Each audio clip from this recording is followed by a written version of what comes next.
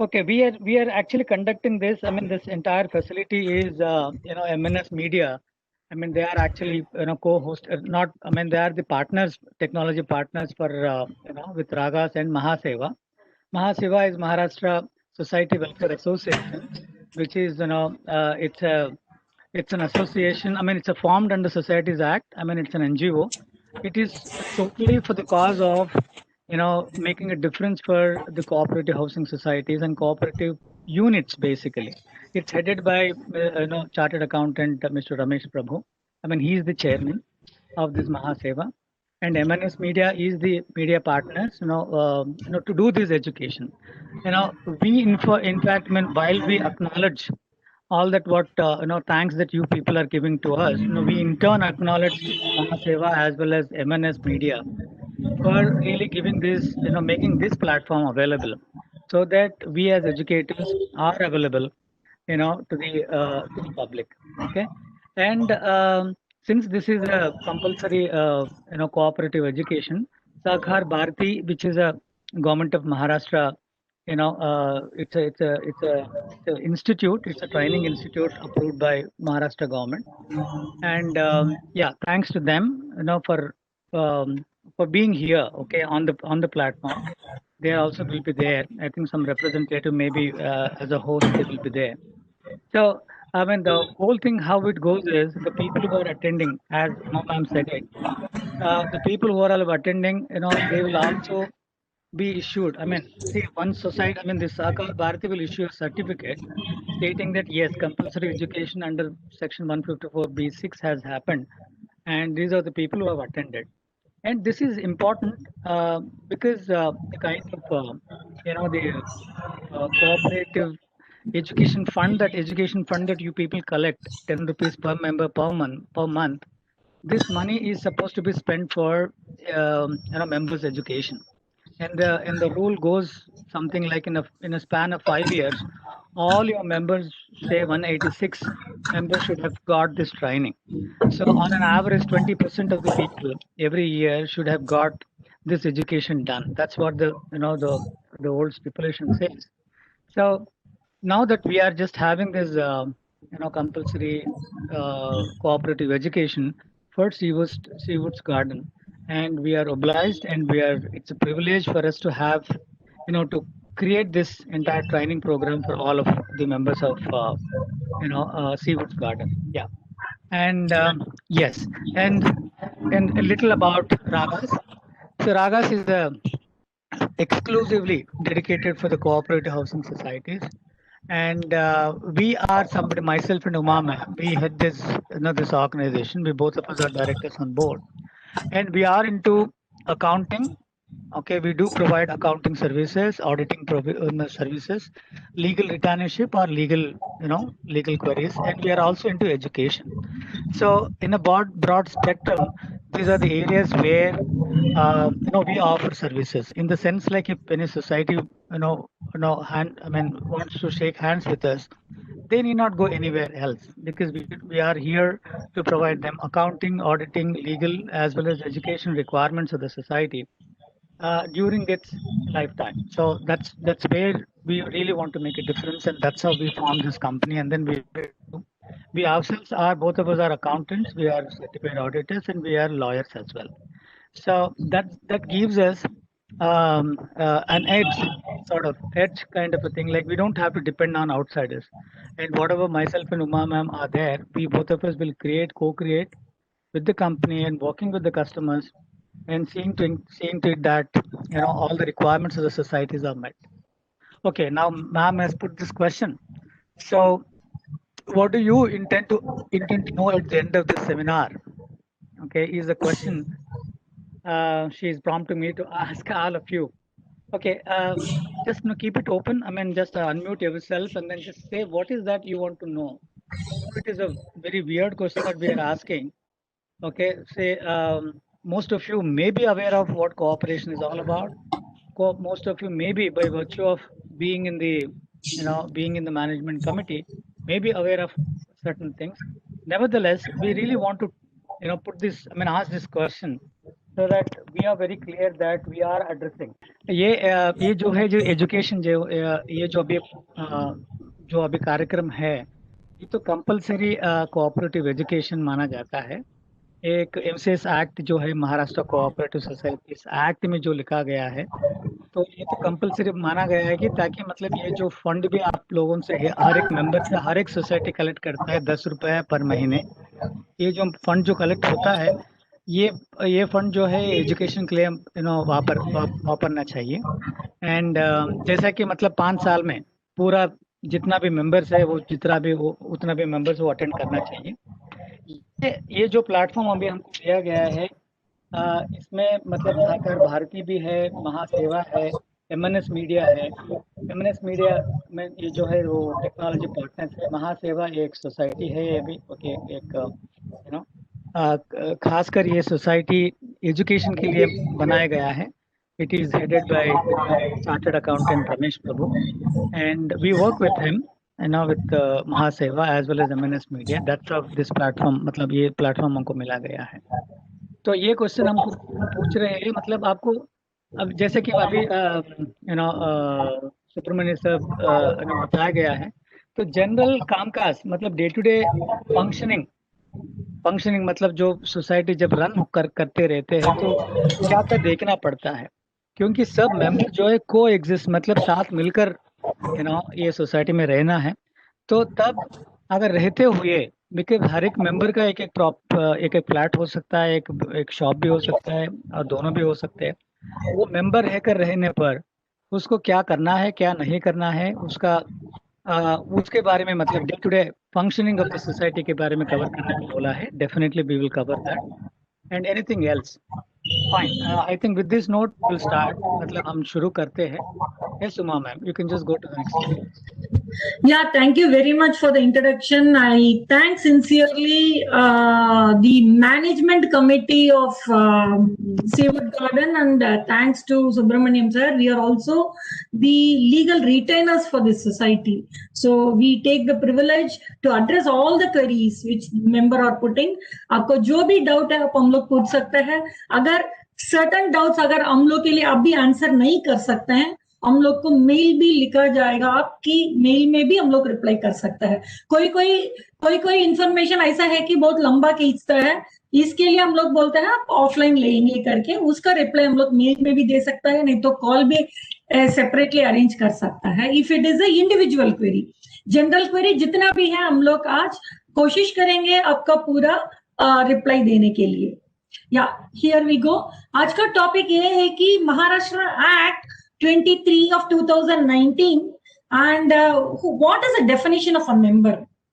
फिर मेंबर होने पे क्या क्या फॉर्म सबमिट करना है, रेस्पॉन्सिबिलिटी ऑफ अ मेंबर, ये अभी सर ने पूछा। अगर आप ये मेंबर बनके आप responsibility, when there is a right coming it comes with a responsibility anywhere, right. So आपका राइट्स भी है, रेस्पॉन्सिबिलिटी भी उसके साथ आता है। Nomination, it's a very important topic.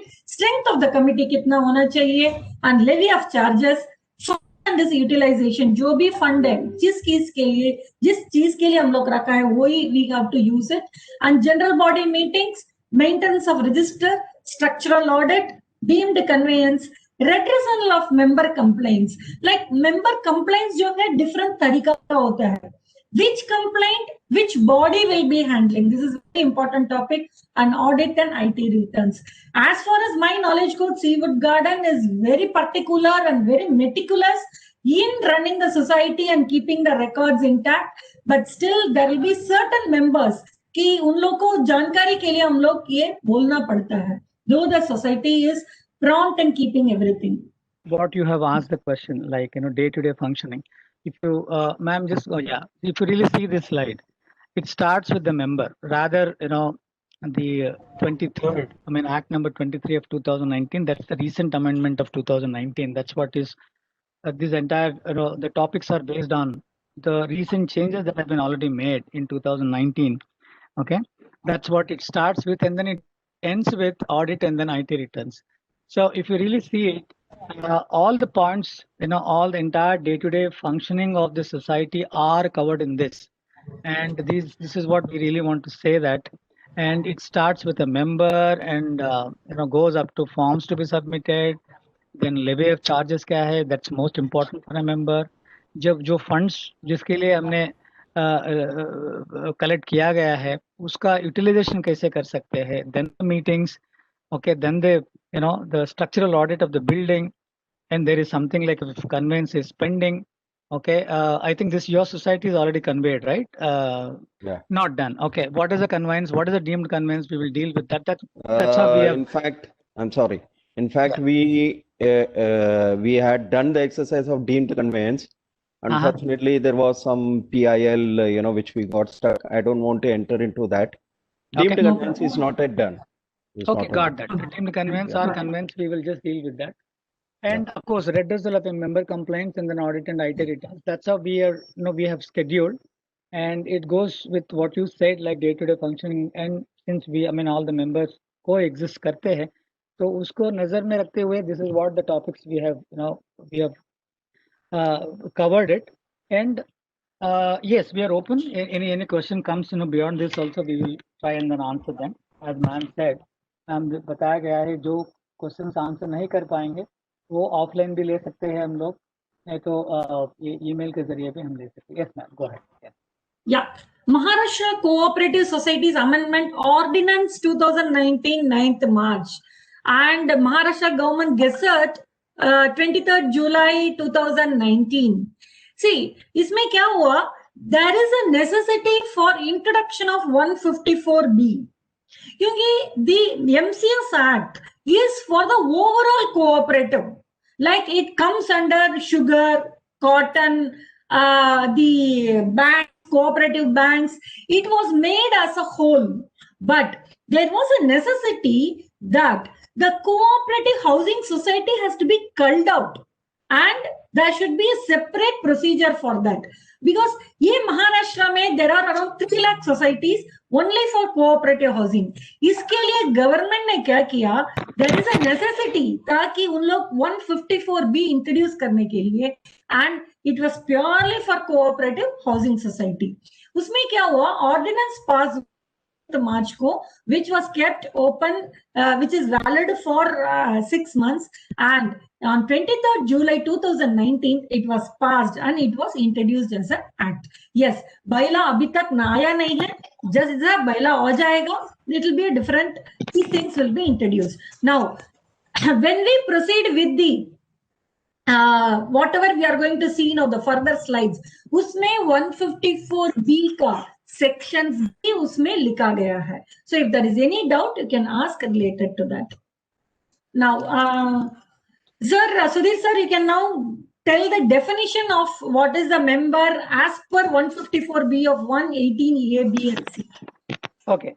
So before that, just earlier slide आपने जो बताया गया है, so ये 154B, okay, 154B call out करके, मतलब ये ओवरऑल कोऑपरेटिव यूनिट्स के लिए बनाया गया है MCS एक्ट, बट खासकर हाउसिंग सोसाइटी के लिए क्योंकि डिमांड था मोर देन, मतलब 3 लाख यूनिट्स अगर है, समझ लीजिए पूरा कोऑपरेटिव यूनिट, उसमें 1 लाख से ऊपर जो है खाली हाउसिंग सोसाइटीज थे 2012 में. तो मैक्सिमम नंबर यही था. इसके लिए मतलब ये हाउसिंग सोसाइटी के लिए अलग से एक बनवाना का एक रिक्वेस्ट था from the public, from the members of the societies and the legal people, and the government has accepted it, and then they have made out in this 2019 amendment 154B specifically only for housing societies. Having said that, yes, next slide, ma'am. Okay, let's just look at, okay, member. So now this is 154B. I mean, these are all new sections basically, because 154B has been specifically made for housing societies. Now, earlier whatever sections were there in the MCS Act, gets replaced with this, the new amendment. Joining the CHS through application, who owns a flat. Okay. Now the flat का definition है, flat का मतलब रहने के लिए वो भी हो सकता है.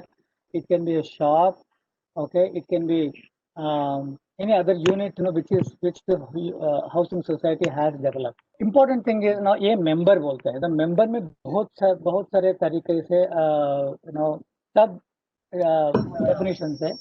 ये देखते हैं हम लोग associate member, okay, relatives admitted by members through written recommendation to exercise his rights and duties. Name does not appear in the share certificate. Has a right to contest in the elections and voting rights. तो ये associate member जो है, इससे पहले का जो definition था, now replace करते हुए एसोसिएट मेंबर अभी 154(b)(4) में दिया गया है, ये जिसका नाम ये शेयर सर्टिफिकेट में नहीं रहता है, ये एक्ट मतलब ये ओरिजिनल मेंबर जो है, ये किसी और को मतलब किसी एक रिलेटिव को भी एक एसोसिएट मेंबर बना सकते हैं।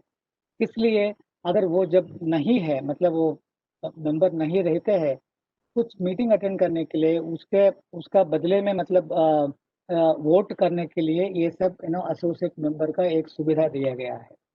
Now important thing is next is a joint member. ये एसोसिएट मेंबर इससे पहले जो डेफिनेशन था उसको अभी जॉइंट मेंबर बनाया गया है, दैट इज 154(b), इसी में आया है। Joint member now right title interest of the flat jointly handled and name does not stand first in the share certificate. तो नाउ शेयर सर्टिफिकेट में इनका जॉइंट मेंबर का नाम भी रहेगा, लेकिन फर्स्ट नाम नहीं रहेगा। फर्स्ट तो मेंबर होता है, बाद में जो सेकंड नाम जो होता है उसके, तो the difference between associate member and joint member, associate member में वो शेयर सर्टिफिकेट में उसका नाम नहीं रहता है और इसमें सेल डीड में उनका नाम नहीं रहता है, but member can keep anybody as associate member, but joint member उनका नाम रहता है, but his name not be first जो है वो मेंबर है, देन बाद में जो है जॉइंट मेंबर जो है उसका नाम बाद में होगा उसका नाम। Most important thing is provisional member, next one है, okay. Now duly admitted as a member temporary basis of nomination in the place of deceased person only voting right। ये प्रोविजनल मेंबर एक स्पेसिफिकली किया गया है।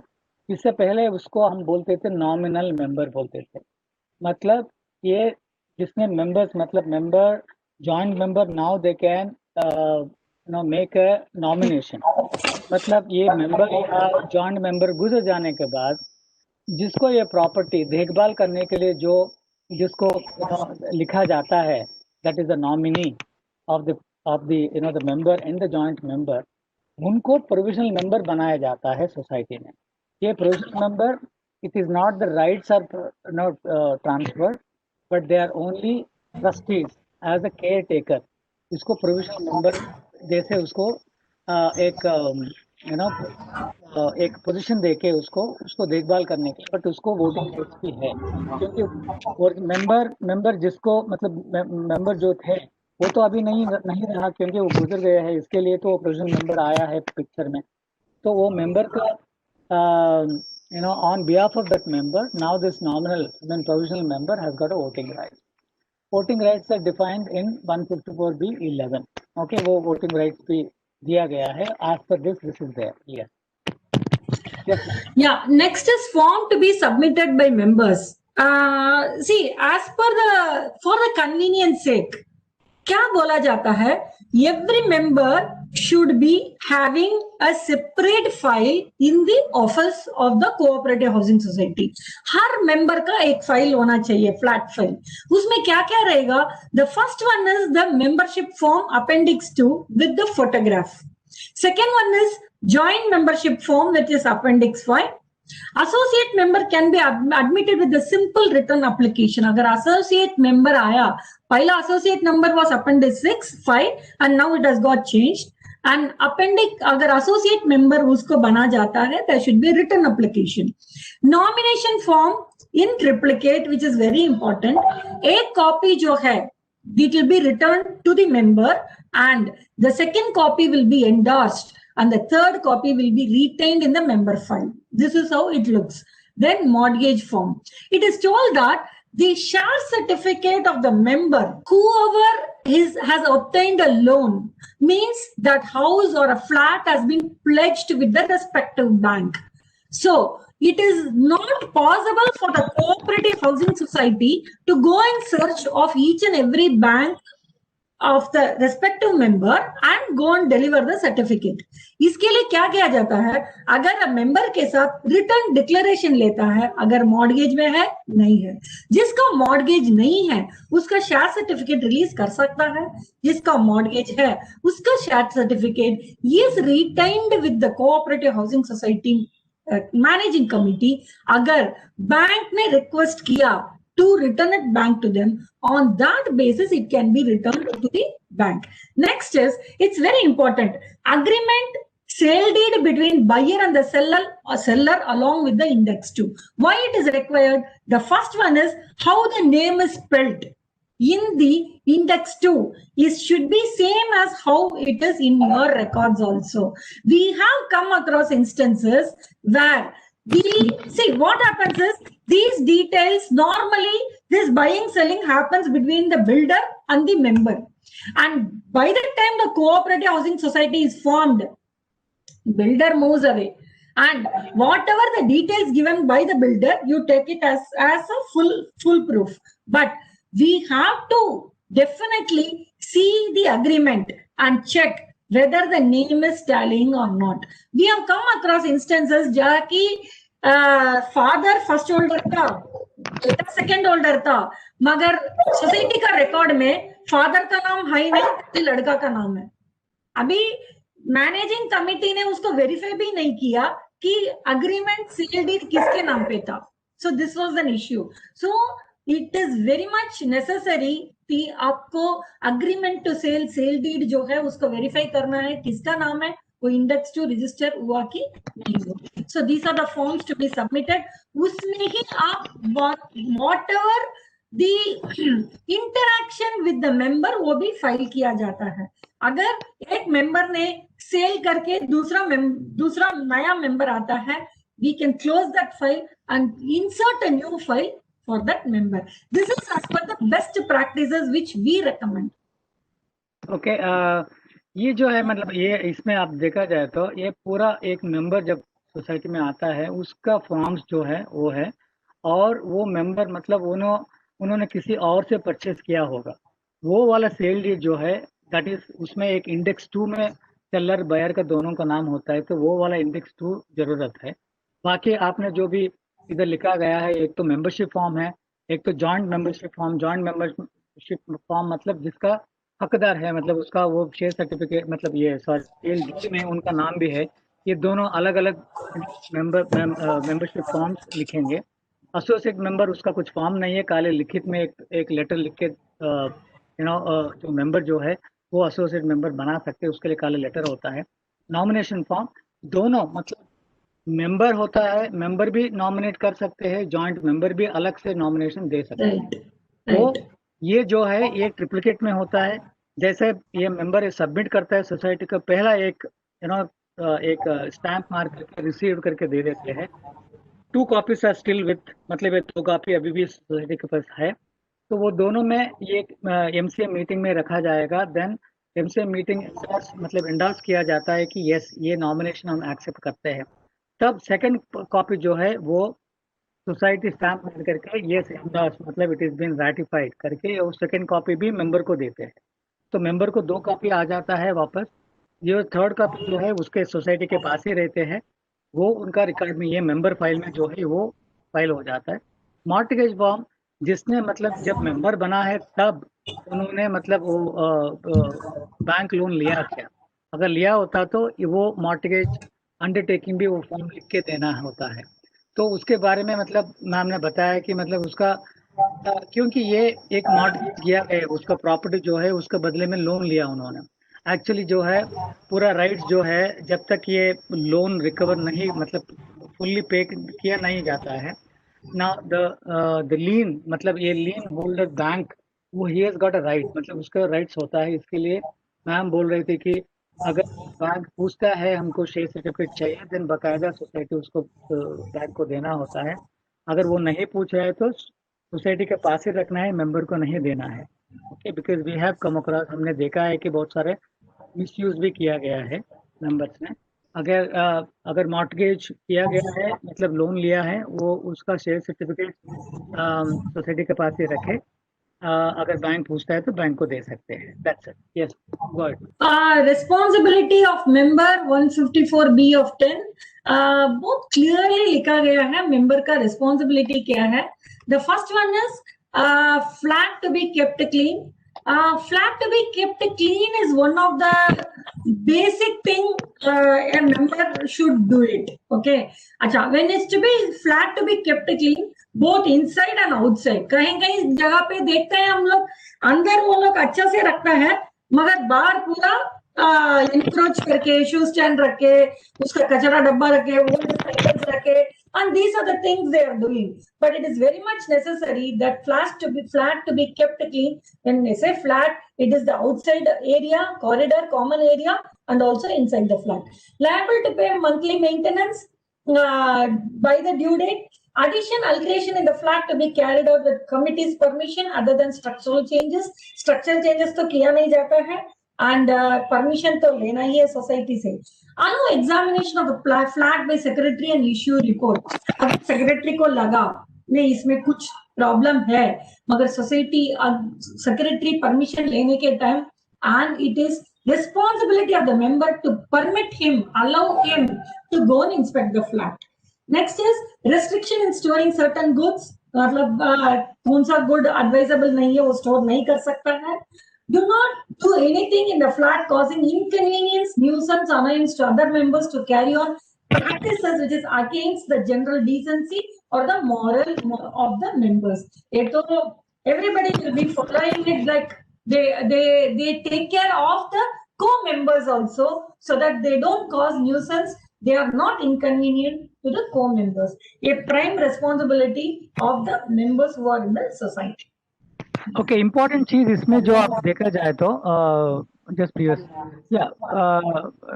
ये खासकर ma'am ने जो बता रहे थे जस्ट आई मीन घर का अंदर तो बहुत अच्छा बात देख जैसे वो मेन डोर के बाहर तो हम कचरा मतलब ये एक शू रैक लगा देते हैं, नहीं तो बच्चों का साइकिल्स उधर पड़ा रहता है, नहीं तो कुछ एक कचरा का डिब्बा उधर बाहर रखते हैं. That's what ma'am is talking about.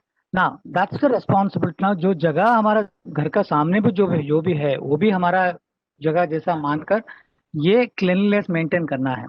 अगर कुछ सोसाइटी वेरी क्लियरली बोलता है कि मतलब ये शू रैक बाहर नहीं रखना चाहिए अंदर ही रखना चाहिए तो उनका definitely it has to be kept inside not outside, मतलब बाहर नहीं लेके जाने का. एंड एडिशंस एंड ऑल्टरनेशंस बहुत अच्छा पॉइंट मैम ने जो बताया है. ये अदर देन स्ट्रक्चरल चेंज मतलब स्ट्रक्चर मतलब जितना भी कॉलम्स है कॉलम्स उसको तो कुछ टच नहीं करना है. Okay, but internal walls for example एक किचन में एक प्लेटफॉर्म लगाना है ये तो ऑल्ट्रेशन में आ जाता है. तो नहीं तो कुछ एक विंडो है विंडो क्लोज करना है, नहीं तो कुछ बालकनी एक्सटेंड करना है, what ever small things which well with in, मतलब ये सब चीज़ों में ये कमिटी परमिशन लेना ही होता है जो भी चेंजेस होता है. और ये सेक्रेटरी जो है he has got a right, मतलब उसका इंस्पेक्शन करना उसका एक रोल्स एंड रिस्पॉन्सिबिलिटी में सेक्रेटरी का भी आता है. ओके, नॉट नेसेसरली मतलब गड़बड़ है ऐसा कुछ नहीं है, but normally secretary should take an inspection of each and every flat. इसका रिपोर्ट भी देना है. It's a part of his this thing. And storage of certain combustible, मतलब ये जो लिखा है हानिकारक जो है जो कंबस्टेबल मतलब जो एक्सप्लोड हो सकता है वो वाला चीज घर में नहीं रखना चाहिए. जैसे कि something like petrol diesel, right. And खासकर नॉट मोर देन 2 सिलेंडर्स. जैसे गवर्नमेंट का ये है कि मतलब अगर ये ऑनलाइन अगर गैस सप्लाई नहीं है तो सिलेंडर्स यूज कर रहे हैं. सम पीपल मतलब दे यूज 4 सिलेंडर्स 5 सिलेंडर्स, राइट. नहीं, those are not to be only one. एक यूज पर होगा एक रिजर्व में होगा, उतना ही गवर्नमेंट अलो जो करता है, इसका आगे नहीं रहना चाहिए. And not to do anything, I mean ये जो है खासकर हमने जो देखा है ओके हमारा घर में मतलब हमारे बेडरूम में एक लाउड स्पीकर लगा के हम म्यूजिक सुनते हैं. ओके, तो पूछा गया है कि मतलब क्यों इतना लाउड. मेरा घर में मैं कुछ भी कर सकता हूँ लेकिन ये ख्याल रखना है कि मतलब बाजू वालों को डिस्टर्बेंस भी हो रहा है. ओके, दैट्स वो मोस्ट इम्पॉर्टेंट थिंग. एंड आना जाना मतलब किसी को हम अलो कर रहे हैं, okay, and they are just no sitting up to 2 o'clock 3 o'clock and music लगा के पार्टी गीटी, we should be really, not that we should not do it, मतलब ये नहीं करना नहीं है, बट ये दूसरों के लिए नो कुछ इनकन्वीनियंस है क्या, वो भी देखना चाहिए, क्योंकि ये को एग्जिस्टेंस, जैसा कि सुब्रमण्य सर जो बताया है, ये हम को एग्जिस्ट कर रहे हैं, हम अकेले तो इंडिपेंडेंट हाउस स्टोरी है ये, ओके, बट ये को एग्जिस्टेंस है, तो दूसरों का भी ख्याल रखने का है, जो भी जनरल डिसेंसी जो है वो कायम रखना है, okay, and moral of morality देखना है, तो that's what is 154B10 says. Yes.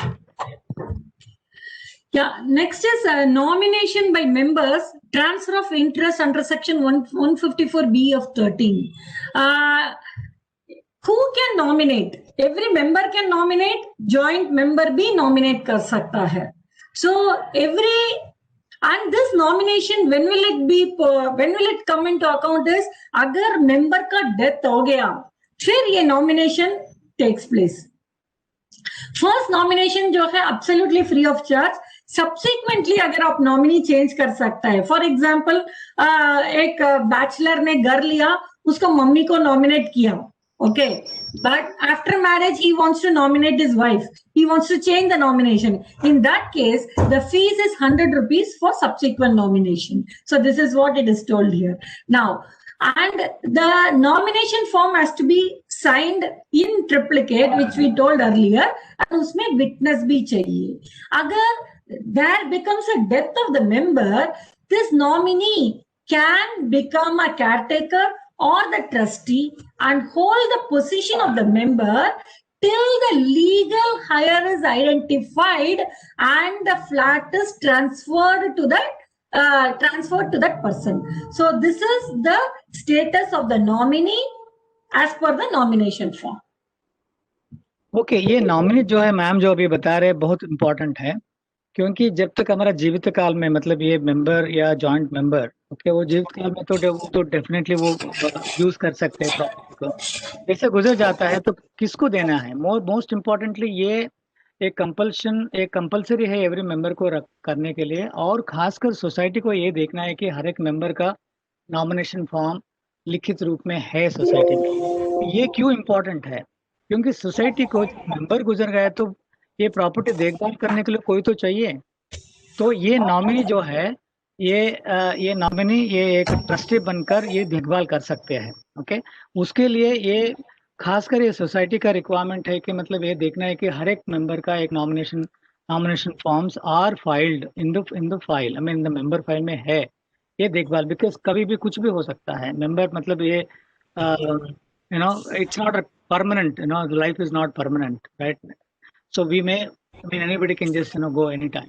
So वो टाइम पे सोसाइटी को देखभाल करवाने के लिए then definitely it need to be mentioning, as ma'am said, like subsequent, मतलब ये नॉमिनेशन ये जरूरी नहीं कि मतलब एक बार मैंने नॉमिनेशन कर दिया मैं चेंज नहीं कर सकती हूँ, नहीं, आप 1000 बार भी चेंज कर सकते हैं, but 154B13 says that first time जब देते हो तो फ्री ऑफ कॉस्ट है, बाद में सब्सिक्वेंटली जितनी बार आप चेंज करते हो तो 100 रुपीज सोसाइटी को देना होता है. That's what it says, and it should be witnessed, because like any other इधर भी प्रॉपर्टी एक्चुअली ट्रांसफर हो रहा है but not the rights, but देखभाल करने के लिए एक ये नॉमिनेशन फॉर्म जो है ये यूज किया जाएगा, उसके लिए भी विटनेस जरूरी है, because transfer of property in any form it requires a witness. That's how it is given by the act 154B13. Yes ma'am. Yeah, and this is one request to the managing committee. Subramaniam sir, you can just make a note of it.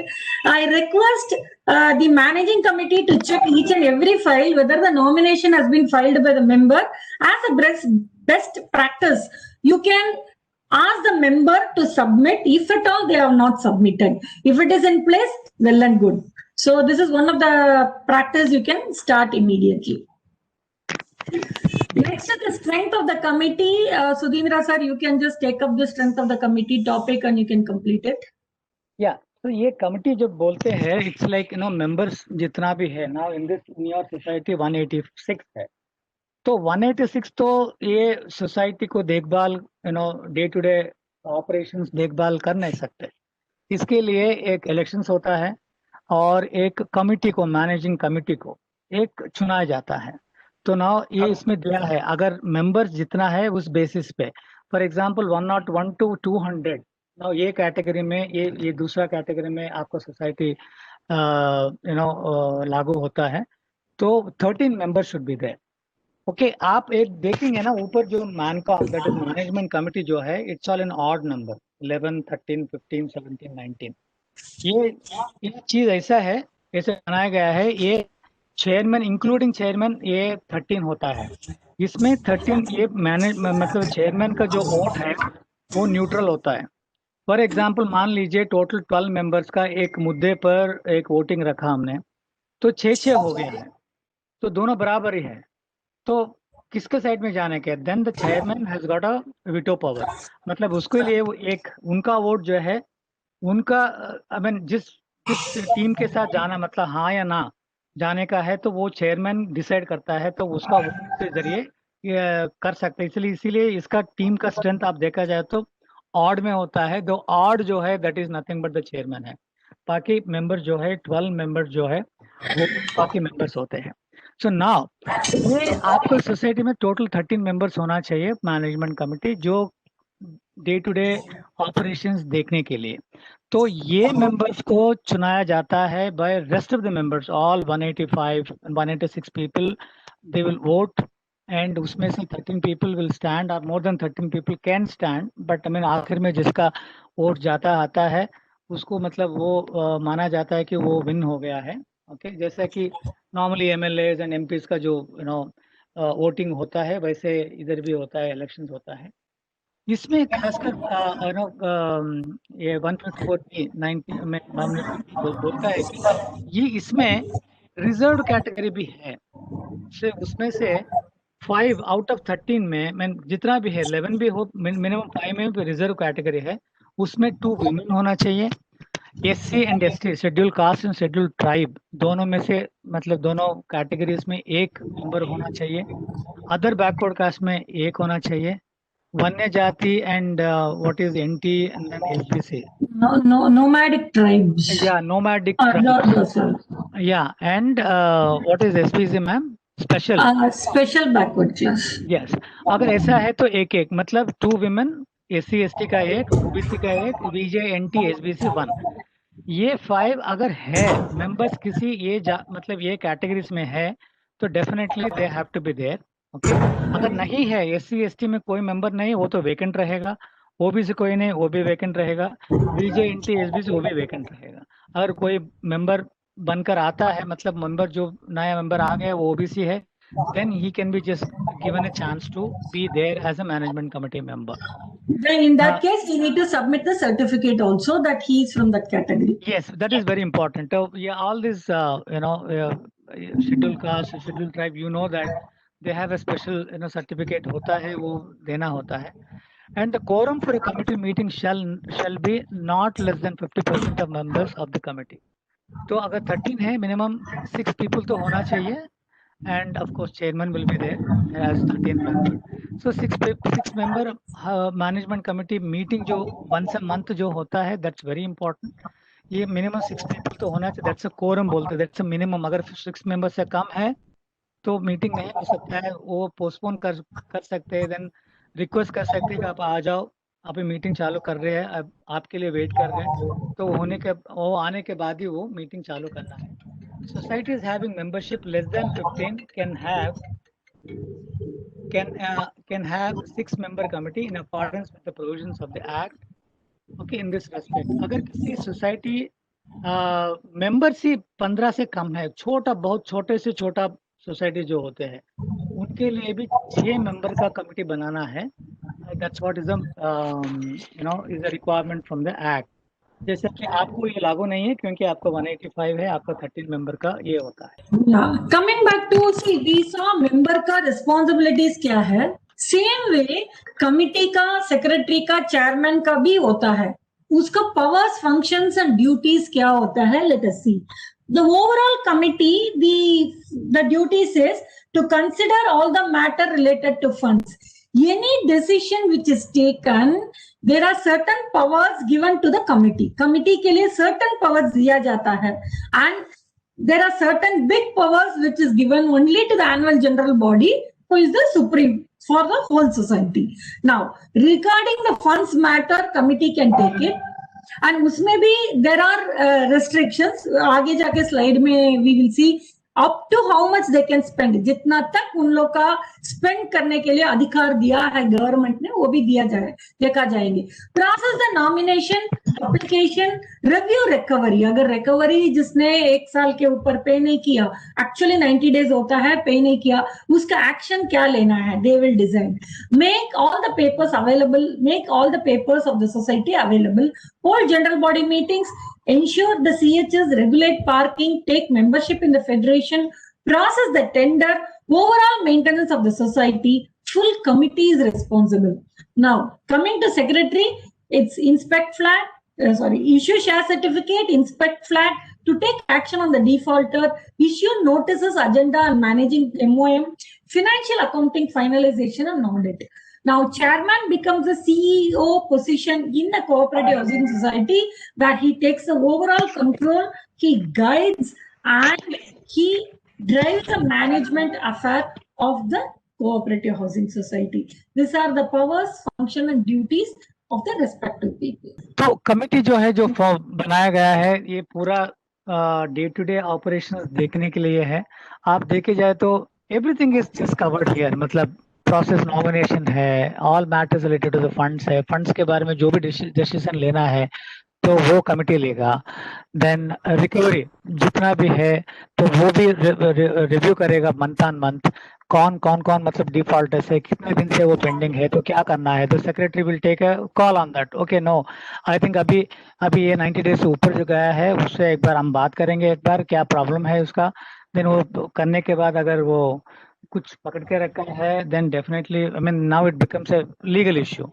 तो legal में क्या करना है, right, वो सब देखते हैं. And general body meetings सिग्नेट करने का जो रिस्पॉन्सिबिलिटी है कमेटी का होता है.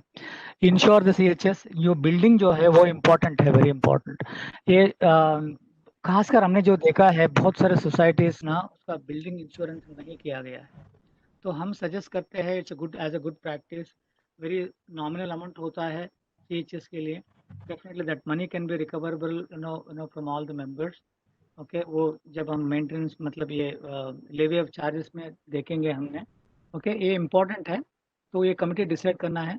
रेगुलेट पार्किंग, तो ये पार्किंग का जैसे कि आपको मालूम है कि कायदा बोलता है कि if it is a open parking तो it can not be sold by the builder can not sell it, and it becomes the decision of the committee. तो जितना भी ओपन पार्किंग है तो वो किसको देना है, कैसे देना है, कब तक देना है, कितना रेंट है, all the the decisions will be taken by the committee. Take membership in federation. जैसे कि हमारे एरिया के लिए एक वाशी फेडरेशन एक है, that is nothing but all the societies should become members of that federation. And federation is there, mean as it's like क्यों federation है, जो भी मतलब एक it's like single we miss out, we lose out and united we win. मतलब इसके लिए मतलब ऑल अगर कुछ सोसाइटीज के कुछ इश्यू है, we can route it through federation. So now it is a federation is nothing, it's association of all housing societies in that particular area. हमारे एरिया के लिए वाशी में है. Yes, society can become a member of the federation. If not, okay, if already not a member of that, they can just take. Process tenders, very important है. Tenders किस के लिए काम हो सकता है. For example, पेंटिंग का contract है, कुछ सिविल मेजर सिविल रिपेयर्स करना है, राइट, वो सबके लिए टेंडर्स तो कॉल करना है. तो तब ये कमिटी कॉल फॉर करेगी whether it's a close tender और open tender based on the amount they can take a decision on that.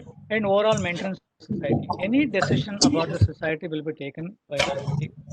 Okay, and secretary खासकर आप देखा जाए तो उसका काम I mean very very very important है. It's like मैम चेयरमैन को CEO बनाया, एक्चुअली मैं चेयरमैन को मैनेजिंग डायरेक्टर बोल सकता हूँ. सेक्रेटरी जो वो CEO है. ओके, आप देखा जाए तो क्योंकि पूरा काम वो कर रहा है. इम्पोर्टेंट इश्यू सेट करता है, इंस्पेक्ट फ्लैट करता है, action, he will take action, secretary action लेता है डिफॉल्टर्स का, to issue notices. Okay, notices मतलब ये मीटिंग से पहले एक नोटिस इश्यू करना पड़ता है। For example AGM 14 clear days के पहले इश्यू नोटिस करना है। यानी स्पेशल जनरल बॉडी मीटिंग है 5 दिन का होता है। अगर मैनेजमेंट कमिटी मीटिंग पहले 3 दिन से पहले वो नोटिस देना है। वो नोटिस में एजेंडा भी लिखना है कि मतलब क्या क्या डिस्कस करने वाले हैं। Financial accounting and finalisation definitely secretary का जॉब है, in consultation with the treasurer. Treasurer एक मेंबर है, एक सदस्य है सेक्रेटरी के साथ। एंड ऑडिट, ऑडिट वो कंप्लीट करवा के जिसको मतलब रजिस्ट्रार को जो सबमिट करना है वो है। देन चेयरमैन तो है एज अ गाइडिंग पोस्ट, और as a person who is matured and who really intervenes if there is something, मतलब जो सब चीजें ठीक हो रहा है नहीं हो रहा है वो देखभाल करने के लिए चेयरमैन है। And chairman is the last person, like in the committee आप देखा जाए तो उससे बड़ा कोई नहीं है। Then the buck stops with chairman. But secretary जो है वो पूरा डे टू डे एक्टिविटीज में पूरा इतना बिजी रहते हैं कि मतलब जो भी होता है सोसाइटी में सेक्रेटरी को मालूम होना चाहिए, ऐसा है। Right, go ahead ma'am. Next is levy of charges. Levy of charges में क्या बोलते हैं, service charge to be equally divided. इसके बारे में हम लोग वीडियोस भी काफी बनाया है। सी इफ यू सी बीच में Sudhindra sir, there were lot of WhatsApp messages going on that service charges should be equal. Actually, people mistook it. There is a certain formula which has to be derived for making this. So we are guiding you as to how it has to be. Okay. So the service charge should be equal. The list of service charges are given here. And the sinking fund, RM fund, taxes and insurance should be only on the square feet basis. So these are the two things. Next is the delayed payment is 21%. We will finish this and go. We'll finish this once for all. We'll see. This is the extension of levy of charges. Okay, go. And the non-occupancy charges is maximum 10%. The parking charges is once again as decided in the AGM, and the water charges is as per the inlets. So यही तरीका से हम लोग का charging should be done as per the bylaw. Yes, sir. You can take over. Okay, service charges जो भी बताया गया इक्वली डिवाइडेड, ये कॉमन सर्विसेज है। ओके, जहाँ तक कि कॉमन सर्विसेज जैसे माना जाता है वो तो डेफिनेटली इट इज इर्रेस्पेक्टिव, अगर 1 BHK है, 1 रूम किचन है, 3 BHK, 4 BHK, it is number of units. अगर आप सोसाइटी में 186 यूनिट्स है, 186 units total amount will be divided by 186। इसमें क्या क्या है? If you really see it, general expenses, for example, ये salaries of the staff, अगर कुछ manager है, कुछ supervisor है, security, okay, that's the contract, and the housekeeping, right? ये मतलब simple to say, अगर कोई बाहर security खड़ा है गेट पर, वो 3 BHK के लिए अलग से सैल्यूट नहीं मारेगा, नहीं तो अलग से गेट नहीं खोलेगा। और 1 रूम किचन वाला आता है उसको अलग से नहीं खोलेगा। तो बेसिस इज दैट वो सर्विसेज कॉमन है। इसके लिए पूरा जो है any expenses which are general expenses like printing and stationery of the society, travelling and conveyance, because ये कमिटी मेंबर्स आना जाना होता है। फॉर एग्जांपल रजिस्टर ऑफिस जाना होता है, या कुछ मैनेजर है तो जो वो इलेक्ट्रिसिटी डिपार्टमेंट में जाना होता है, कुछ एनी गवर्नमेंट ऑफिसर को जाना होता है। So all this is a travelling and convince.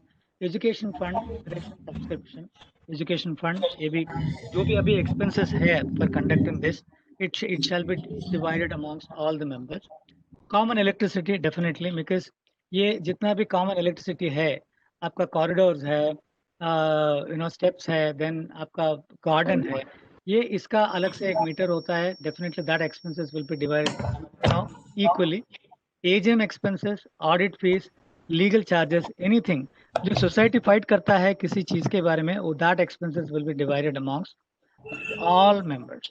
Now per square feet क्या क्या हो सकता है? सिंकिंग फंड, वो हम जस्ट डिटेल में देखेंगे, what is sinking fund, why it is sinking fund, ये देखेंगे। And repairs and maintenance fund, ये भी मतलब पर स्क्वायर फीट के बेसिस पे होता है। एनी टैक्सेस, ओके, वो आपका खुद का हो सकता है, लाइक प्रॉपर्टी टैक्स हो सकता है, definitely that will be on the square feet basis. Insurance, ये इंपॉर्टेंट है। ये बिल्डिंग का इंश्योरेंस है, but then why it is divided by square feet? It's because अगर बिल्डिंग को इंश्योरेंस कर रहा है, खासकर they are insuring your particular flat, including your particular flat. इसके लिए जितना बड़ा घर है, उतना इंश्योरेंस प्रीमियम भी होता है उसके लिए, बिकॉज इंश्योरेंस कंपनी से आप देखा जाए तो पर स्क्वायर फीट बेसिस पे होता है उसका कैलकुलेशंस भी उस बेसिस पे करते हैं। इसके लिए जितना बड़ा घर है उतना आपका पर स्क्वायर बेसिस पे होता है। There is a basic distinction है। जहां आप डिवाइड कर नहीं सकते तो वो तो directly by divided by number of units हो जाएगा। जो हम आइडेंटिफाई कर सकते हैं, अभी इधर देखा जाए तो लास्ट में वाटर चार्जेस है as per number of inlets है। तो मेन एक पाइप होता है सोसाइटी में, उसमें अंदर जाने के बाद हर एक घर में कितना इनलेट जा रहा है, जैसे कि हमको मालूम है किचन के लिए एक इनलेट जाता है और कॉमन एक बाथरूम के लिए एक इनलेट जाता है। हमारा इसमें इट्स लाइक 1 BHK है तो 2 इनलेट्स होता है, 2 BHK मतलब 3 इनलेट्स होता है। उस बेसिस पे ये मतलब नंबर ऑफ इनलेट्स जितना भी है सोसाइटी में, जो भी वाटर बिल आता है total bill divide by number of inlets. अगर आपका घर में 2 इनलेट है इंटू 2, उस बेसिस पे आपको वाटर चार्जेस पे आपको फ्लैट के लिए दिया जाता है। Now interest on delayed payment is very important topic है ये। तो कायदा बोलता है इट शुड बी ना सिंपल इंटरेस्ट बेसिस, नॉट कॉम्पाउंडेड। मतलब इंटरेस्ट के ऊपर इंटरेस्ट नहीं लगा सकते, काले सिंपल इंटरेस्ट पर आनम है। And the maximum is 21%। मतलब 21% पर आनम से ज्यादा नहीं हो सकता है किसी सोसाइटी में। ये ना कानूनी है अगर किसी सोसाइटी में है। इससे कम हो सकता है, 6% हो सकता है, because we come across many societies they charge only 6%। some charge 21%, some charge 18%। वो दैट इज कमिटी जो डिसाइड कर सकते हैं। Non occupancy charges 10% on service charges. Okay, very important. Service charges हमने वो डिवाइड करके हमने बताया जो कॉमन एक्सपेंसेस है। तो ये नॉन ऑक्यूपेंसी चार्जेस मतलब जब कोई ओनर जो है, जो मेंबर है, वो नहीं रह रहे हैं वो फ्लैट में, वो भाड़े पे दिया है, तब उनके लिए उनका maintenance charges plus non occupancy charges अलग से उसको 10% ऑफ सर्विस चार्जेस में वो एडिशनली चार्ज किया जाएगा। वो society will collect it. Okay, ये किस लिए वो देते हैं बाद में, ताकि क्योंकि वो नहीं रह रहा है, उनका बदले में किसी वो उसका बढ़ोतरी को वो फैसिलिटीज सोसाइटी दे रहे हैं। ऑल्सो मतलब वो रेंट कलेक्ट कर रहा है। ओके, उसके लिए सोसाइटी बोलता है कि 10% ऑफ सर्विस चार्जेस हम एडिशनल लेंगे। तो उस हिसाब से वो नॉन ऑक्यूपेंसी चार्जेस कायदा बोलता है only 10% should be there. Then parking as decided in the AGM or SGM, that's what we said, like open parking जितना भी है, उन covered parking, if builder has already sold it, which is there in the in the agreement, then it becomes the property of the member. If it is not there in the in the agreement, then it becomes again the property of the society. Now वो regulate करने के लिए committee decide कर सकते हैं। Water charges हमने already बताया है। Yes ma'am, next go ahead. Yeah, the default of society charges is nothing but 154B of 29, and a member shall be deemed to have committed default in payment of treasury charges if the payment as per demand notice is not made within 3 months from the receipt of the demand. See, what happens is when the bill is raised from the due date, the member has 3 months gap, 3 months. If he has not paid, then he is considered to be a defaulter. 3 months means 90 days.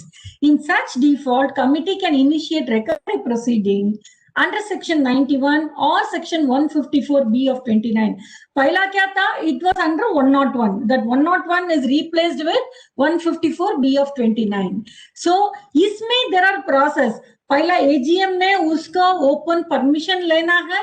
जिस member ने ऐसा default किया उसको हम लोग as per 154B of 29 लिया जा सकता है। एंड डिफॉल्ट शर्ट पे simple interest at the rate of rate as fixed by general body meeting, subject to a maximum of 21%. On death of the defaulter, the overdue can be recovered from legal hires. This is what the law says.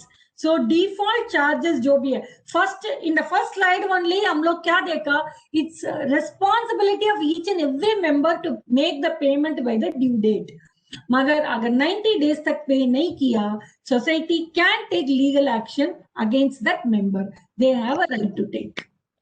Okay, ये legal action जैसे बताया ma'am, 2 section इधर लिखा है, section 91 and 154B20. Section 91 is cooperative court है. अगर court में जाना चाहता है society, they can file a suit, okay, in the cooperative court. अगर नहीं है 154B29, उसका ज्यूरिस्डिक्शन है, रजिस्ट्रार है, और जॉइंट रजिस्ट्रार और असिस्टेंट रजिस्ट्रार, जहाँ के हमारा इधर रायगढ़ भवन में जो बैठता है साहब, तो उनको, उनके लिए 154B29 है. तो उसका एक प्रोसीजर है, जैसे कि मैम बता रहे थे, पहला एक एंडोर्समेंट पे होना चाहिए कि एजीएम में पास होना है कि ये 3 मेंबर, ये 4 मेंबर है, ये पिछले 6 महीने से नहीं कर रहे, हम प्रपोज करते हैं कि लीगल एक्शन लिया जाए. तो वो अगर अप्रूव हो गया है, मतलब एंडोर्स किया गया है, okay, then the proceeding can start, मतलब प्रोसीडिंग कर सकते हैं. एंड जब तक नहीं पे करता है उसका सिंपल इंटरेस्ट 21% पर annum, जैसे कि हमने बताया है, और any other interest lesser than 21. अगर इससे कम, अगर GBM, that is general body meeting, अगर किया गया है, उस बेसिस पे वो किया जाता है. एंड ये इसमें इम्पोर्टेंट जो लास्ट पॉइंट जो है, अगर डिफॉल्टर, जैसे मतलब वो 90 डेज हो गया, 6 months हो गया, अभी हम लड़ रहे हैं, हमें सोसाइटी फाइल किया है 154B29 के जरिए, ओके, रिकवरी नोटिस के लिए, रिकवरी सर्टिफिकेट के लिए वो कार्रवाई चल रहा है, लेकिन मेंबर गुजर गया. जो भी उनका लीगल एयर्स है, उनके ऊपर वो चला जाएगा. Definitely legal heirs are responsible, accountable for payment of overdues. तो वो जो प्रॉपर्टी है, प्रॉपर्टी के साथ ही वो भी जाएगा, जो रिकवरेबल जितना भी है. Next is funds and this and its utilization. It is under section 154B of 15. So हम लोग पहले ही देखा, there are certain funds created by the society. Repairs and maintenance fund, major repair fund, reserve fund, sinking fund, education fund and investment of fund. इतना तरीका का funds है. Now repairs and maintenance fund जो है 0.75% per annum on the construction cost of each flat. और ये जो है yearly जो ये fund लिया जाता है, it can be utilized only for repairs and maintenance, and उसमें कमिटी का कैप दिया है. अगर for your it is more than 51 members, so you come under the bracket of 1 lakh. Managing committee can itself decide only for the one-time expense of below 1 lakh, and if it is more than that, they have to call for the general body meeting and then decide. Now, major repair fund. See, the money we are collecting and the rate which is in the market, कभी भी वो mismatching ही है. For example, आपको society को painting करना है, the painting cost itself will be 50 lakhs. Okay, so वो time पे ये फंड में जो जमा हुआ है, डेफिनेटली 50 lakhs नहीं होगा. ये चीज में it's a specific repair fund. हम लोग over a period of 4 quarters 5 quarters लेके फिर वो मनी को उसमें ही यूटिलाइज करना है. अगर बाकी चीज में यूटिलाइज कर रहे हैं तो once again general body permission का अप्रूवल चाहिए. अगर आपने पेंटिंग फंड लिया, पेंट हो चुका है, फॉर एग्जाम्पल थोड़ा कम पैसा में आपको हो गया और उसमें 4-5 लाख बचा है and you want to do some plumbing work, उसके लिए once again you have to ratify saying that ये पैसा बचा था, सो हम लोग we are using for this fund, that too with the help of the general body meeting permission. Now reserve fund में क्या क्या जाएगा, लाइक हम लोग का फ्लैट ट्रांसफर में 25,000 the committee collects for each and every transfer. That amount will go as a reserve fund. Transfer premium, the entrance fee, and whatever profit. See, first of all, cooperative housing society is not a profit organization. Okay, so but फिर भी थोड़ा profit बचा है, उसमें 25% we take it as a reserve, and ये भी society में use हो सकता है after taking approval from the general body meeting. Now, sinking fund is 0.25% on the construction cost. इसका क्या है, resolution passed by the society for major repairs. Normally 25-30 years तक ये FD वैसा का वैसा ही रहेगा. In fact, बैंक में भी खोलने के time you have to tell that this is for the sinking fund, so that the bank will not allow you to break the FD. That is a provision in each and every bank, cooperative bank. अगर आप बोला है कि ये sinking fund का against है, they will not allow you to break. They keep on renewing, auto renewal mode में चला जाता है. पहला कायदा था कि you have to take the register approval for touching the fund, but now as per the recent amendment, what it says is you can use this fund based on the general body meeting permission, but nevertheless you have to inform the registrar that this money has been utilized. Education fund, only for education you have to use 10 rupees per member per month, and whatever amount you are investing, you can invest in cooperative bank and securities in other cooperative societies. यही बोलता है 154B of 15. Yes sir, if you want to add anything you can add. Yeah, so now only thing is ये बोलना चाहता हूँ कि 0.75% per annum on the construction cost.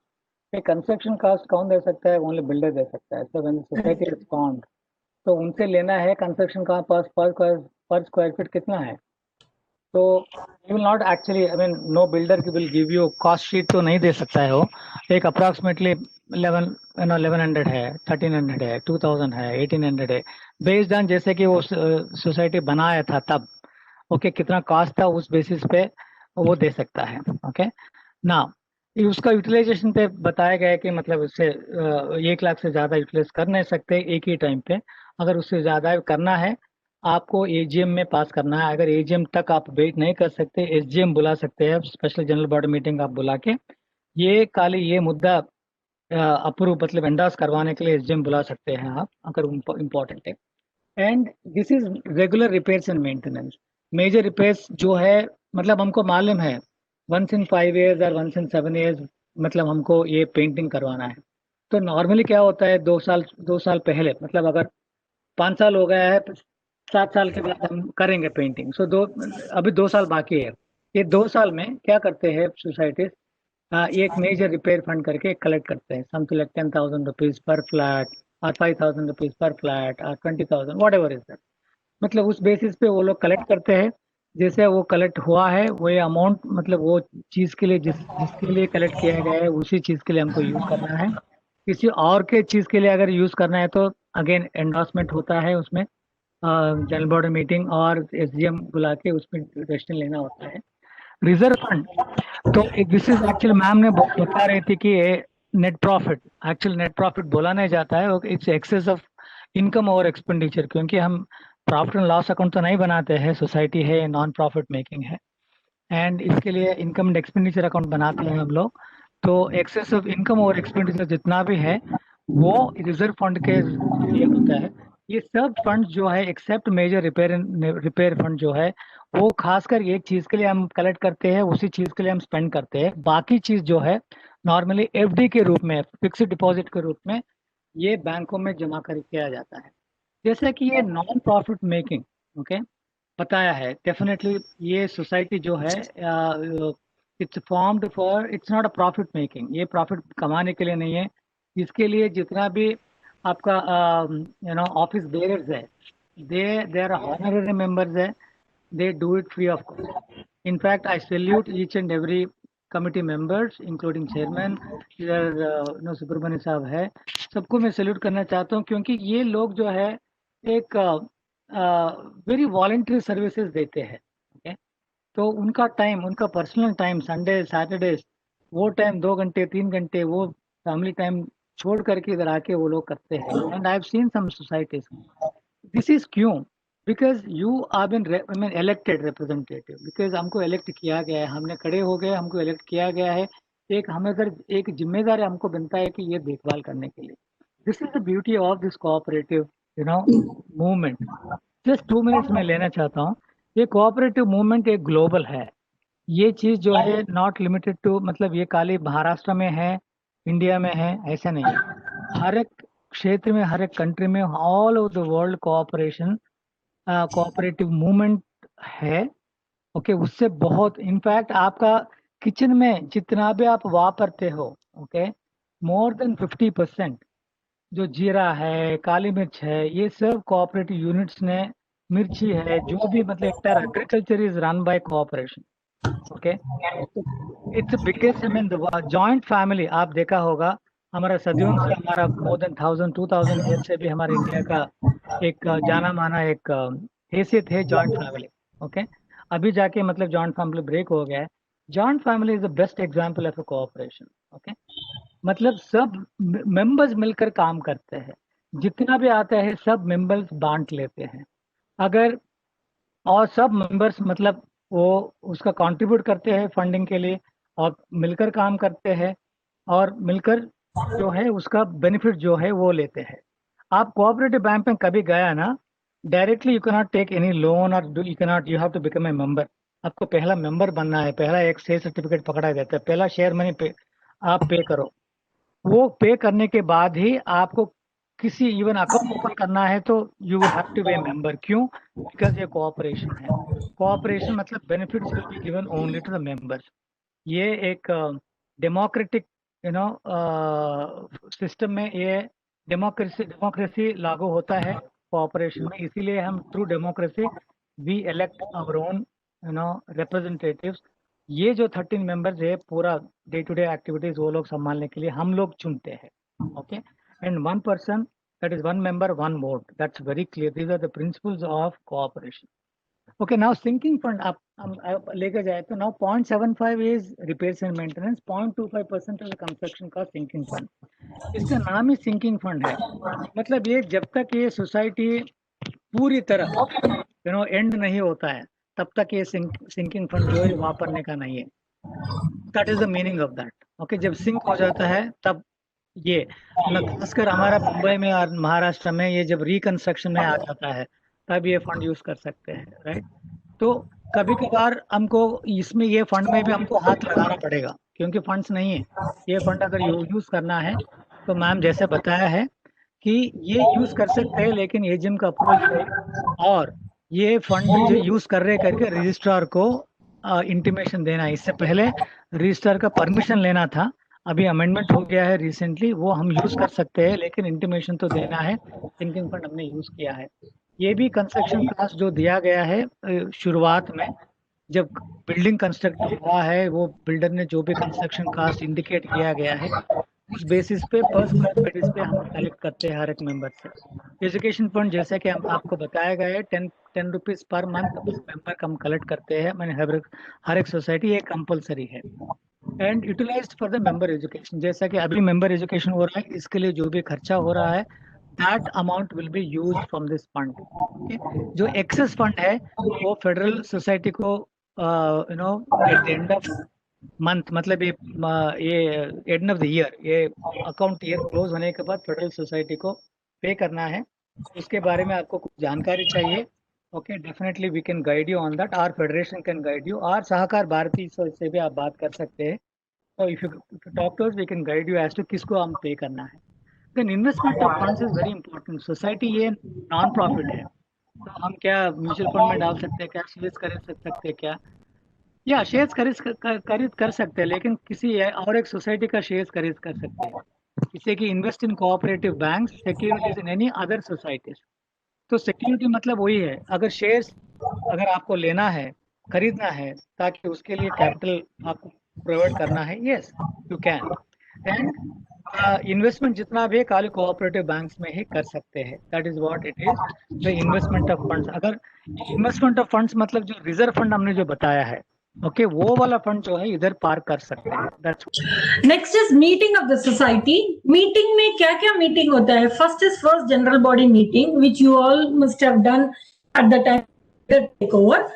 Annual general body meeting, special general body meeting for the election or for the specific purpose, managing committee meeting once in a month, emergency managing committee meeting can be held by passing resolution to be ratified in the next meeting. These are the meetings which are prima facie can be availed in the society. So iska alag alag tarika hota hai every. Okay, she is frozen. Okay. ये first general body meeting जो है ये first year मतलब जब society बनता है, जब builder ने एक एक सोसाइटी मतलब एक मेंबर्स का फॉर्म किया जाता है, जो फर्स्ट जनरल बॉडी मीटिंग होता है। Normally it is a provisional committee जो बोलते हैं, सॉरी या वो नाम याद नहीं आया था। प्रोविजनल कमेटी जो बना है वो उसका जीवित काल होता है खाली 1 ईयर, 1 ईयर तक वो रह सकते हैं। ओके, देन बाद में साल every year annual general body meeting होता है। उसका लास्ट डेट जो है ये एनुअल जनरल बॉडी मीटिंग होने का 30 सितंबर से पहले ये एनुअल जनरल बॉडी मीटिंग होना है हर एक साल। ना इस this year it is now extended till 31st of March 2021। लेकिन बुक्स ऑफ अकाउंट्स क्लोजर करना है बिफोर 31st ऑफ दिसंबर, मतलब ऑडिटिंग होना है। और ये जनरल बॉडी मीटिंग इस साल only for this year exclusively till 31st of March तक एक्सटेंड किया गया है। That is annual general body meeting.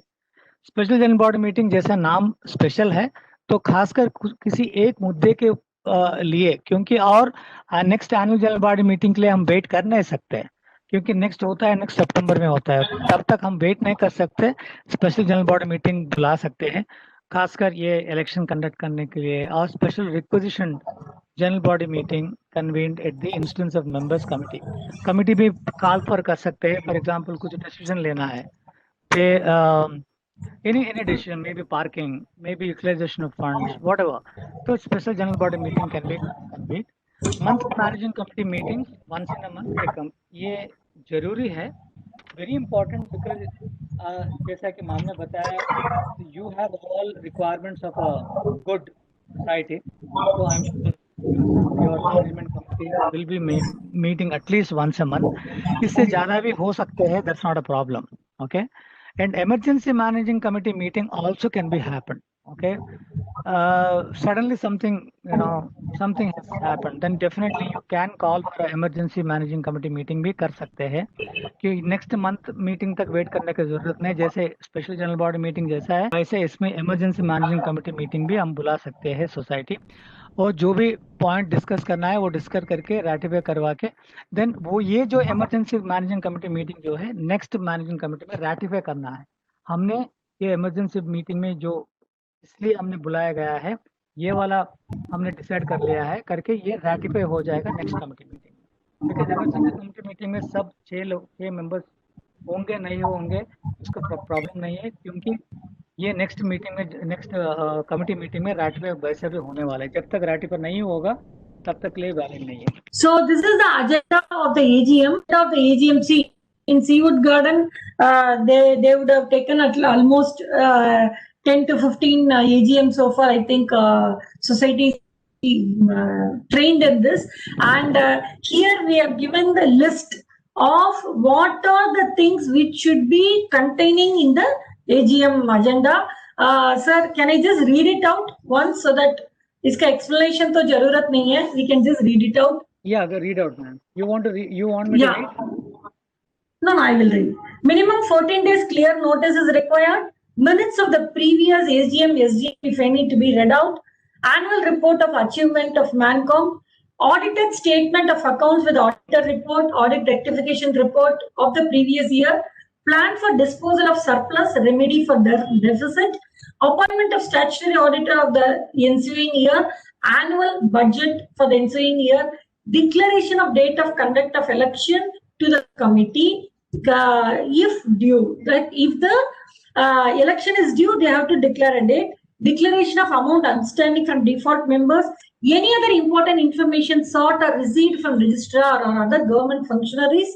Any other business mandated under the bylaw, and which needs notice. So these are the prima facie agenda need to be included in the annual general meeting as per the format.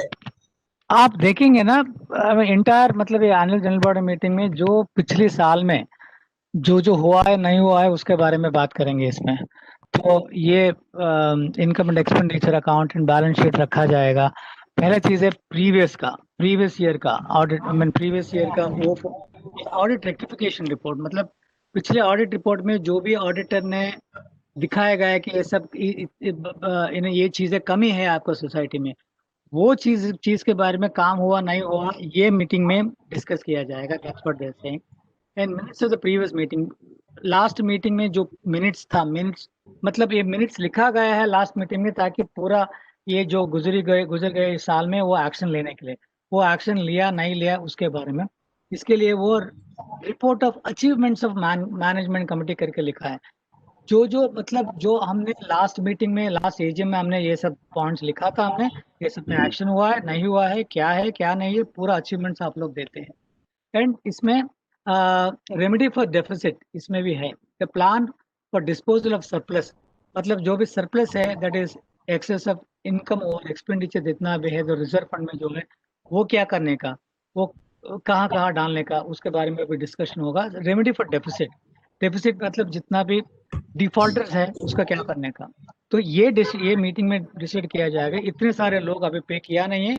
Now हम रखते हैं कि society आपका सामने रखते हैं कि ये इसके ऊपर हम एक लीगल कार्रवाई ले, मतलब जो वोटिंग के जरिए जितना भी ये अगर अमल होता है देन अप्रूव हो जाता है, then it will be taken up forward.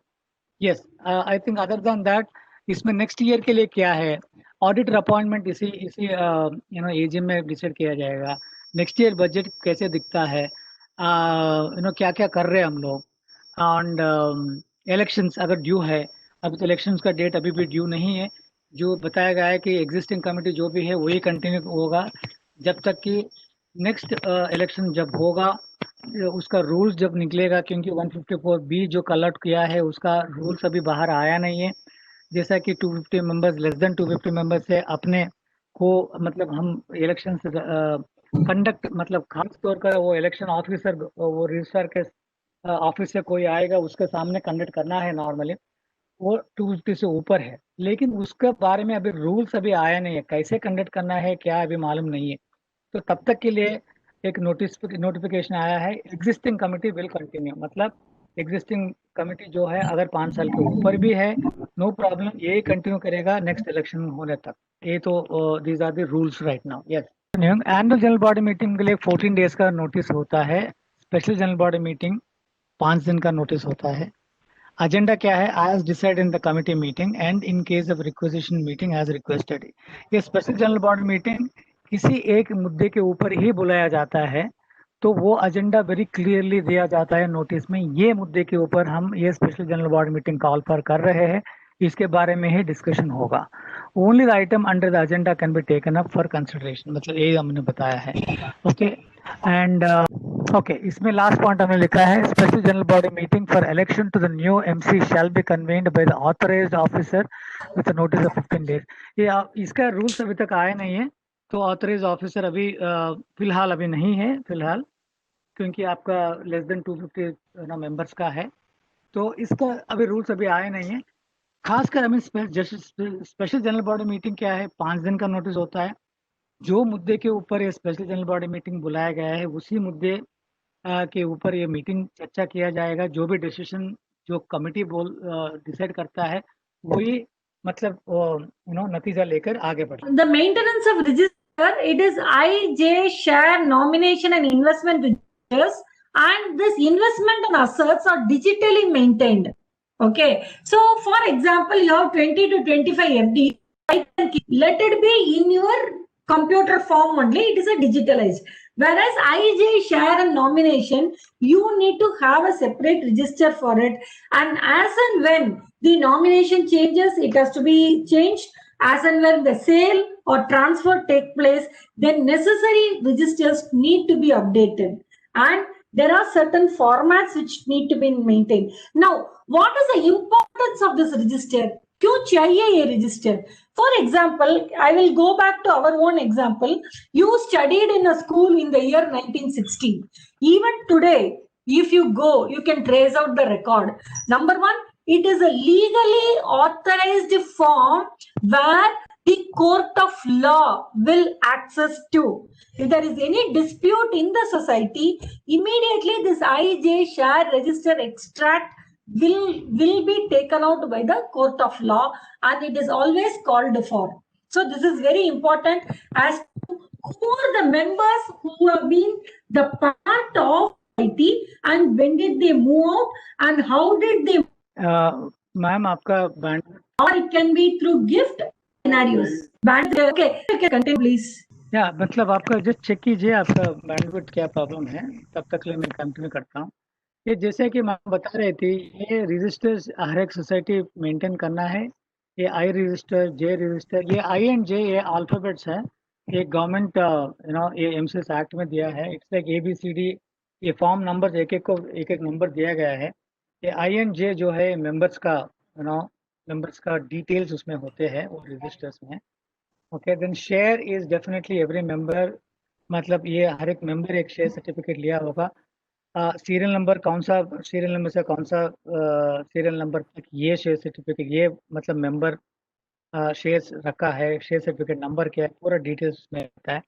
Nomination जैसा कि हमने बात किया था, जैसे वो नॉमिनेशन फॉर्म देता है मेंबर, ये रजिस्टर में लिखा जाएगा कि कौन है नॉमिनी। ओके, मतलब जिस तरह वो मेंबर भी चेंज करते आ रहा है, क्योंकि चेंजेस आर अलाउड, चेंजेस तो अलाउड है, तो चेंजेस जैसे जैसे चेंज होता है, अभी आज के दिन में कौन नॉमिनी है वो देखने के लिए वो फाइल, मतलब रजिस्टर उसका मेंबर का फाइल खोल कर वो पूरा फॉर्म्स पढ़ने के बजाय ये खाली नॉमिनेशन रजिस्टर आप निकाला तो जस्ट उसका वो मेंबर का शीट निकाला तो वो कौन है लास्ट नॉमिनेशन फॉर्म, हमें नॉमिनी कौन है वो दिख जाएगा। देन इन्वेस्टमेंट एंड असेट जो है मैम बता रही थी, ये फिजिकल कॉपी में रखने की जरूरत नहीं है, सॉफ्ट कॉपी में भी रख सकते हैं, मतलब कंप्यूटर में भी आप मेंटेन कर सकते हैं। जैसा कि मैम बता रही थी कि एफडीज है, okay, that is all investments है। तो ये एफडी नंबर है, कौन सा बैंक में है, किस लिए हमने खोला है, वो आप एक एक्सेल फाइल में भी खोल कर आप प्रिंट आउट रख सकते हैं अगर फाइल में रखना है। लेकिन जो एग्जिस्ट मतलब ये फाइल जो है फिजिकल फॉर्म में जरूरी नहीं है, आप एक इलेक्ट्रॉनिक फॉर्म कर सकते हैं करके मैम बता रहे थे। ये क्यों इम्पोर्टेंट है मैम बता रहे थे, ये इम्पोर्टेंट क्यों है कि इसका पूरा ये सोसाइटी का और हर एक फ्लैट का जन्म कुंडली बोल सकते हैं। जन्म कुंडली मतलब ये पहला कौन लिया है, इसके बाद कौन कौन लिया था, कौन किससे लिया, क्या कैसे क्या तरीका था, मतलब वो डेथ हो गया, नहीं तो सेल हो गया, नहीं तो गिफ्ट डीड था, नहीं तो बिल के जरिए ये पास ऑन हो गया, जो भी है मोड ऑफ ट्रांसफर कैसे हुआ है, पूरा उसमें सोसाइटी के पास रखना है। क्योंकि सोसाइटी जो है एसोसिएशन एंड एक एसोसिएशन है, तो उनका जिम्मेदारी होता है कि पूरा डिटेल्स, ये हर एक फ्लैट का डिटेल्स रखना जरूरी है, इसके लिए ये रजिस्टर्स इंपॉर्टेंट है। जहाँ तक के मतलब कोर्ट ऑफ लॉ में भी अगर प्रूव करना है सोसाइटी, ये रजिस्टर लेके जा सकते हैं। तो कुछ अगर कुछ डिस्प्यूट है तो सोसाइटी डिफेंड करना है तो I and J registers are allowed in the court of law. Court of law में भी, कोर्ट में भी ये दाखिल कर सकते हैं। तो that is the importance of these registers. Yes ma'am. Yeah, structural and fire audit of the society building to be carried out by government municipal approved architects। ये जो है ना ये जैसे कि एक सोसाइटी 15 साल से ऊपर होता है, ओके, तो अब इसका स्ट्रक्चरल ऑडिट करवाना है एक गवर्नमेंट अप्रूव्ड आर्किटेक्ट है। गवर्नमेंट या म्यूनसिपालिटी इधर BMC or NMMC अप्रूव करता है आर्किटेक्ट्स, उसके पास लिस्ट ऑफ आर्किटेक्ट्स जो अप्रूव्ड है, उन्हीं में से किसी एक को हम बुला के उससे एक स्ट्रक्चरल स्टेबिलिटी वो असेस करवा के एक रिपोर्ट लेके रिपोर्ट रखना पड़ता है। जैसा कि for the buildings ageing 15 to 30 once in 5 years, मतलब फर्स्ट 15 years तक कुछ जरूरत नहीं है, 15 साल जैसा एज हो जाता है अगले 15 साल तक, मतलब at least 3 times once in 5 years, 5 साल में एक बार ये स्ट्रक्चरल कंसल्टेंट से आर्किटेक्ट का सर्टिफिकेट लेना है, ताकि ये सर्टिफाई करता है कि ये बिल्डिंग बराबर है, मतलब ये खड़े हो सकते हैं, मतलब सेफ है। Above 30 years once in 3 years, इस साल के बाद ये 3 साल में एक बार ये ऐसा इंस्पेक्शन करवाना है एक अप्रूव्ड आर्किटेक्ट के साथ। इसके अलावा फायर ऑडिट भी करवाना है।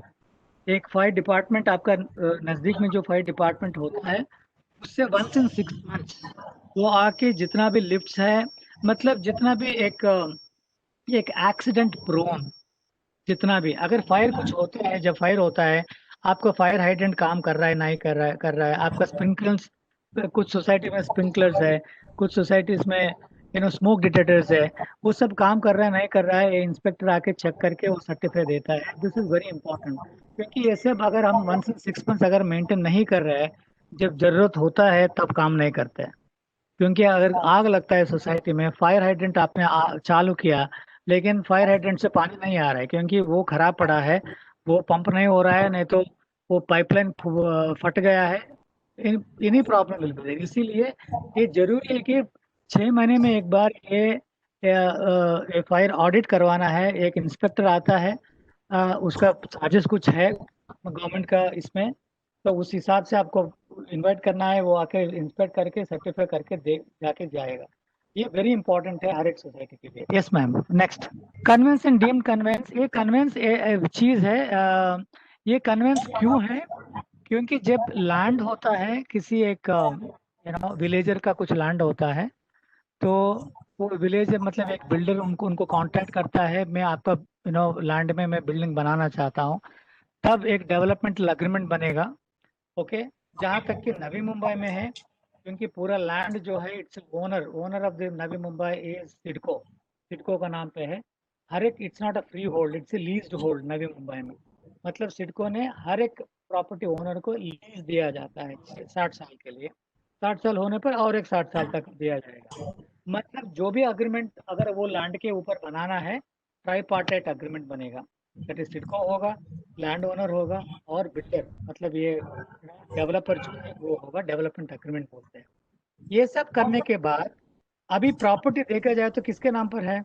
एक्चुअली ओनर मतलब लैंड ओनर है और बिल्डर दोनों मिलकर एक डेवलपमेंट, मतलब खाली लैंड था उसके ऊपर अभी बिल्डिंग बन गया।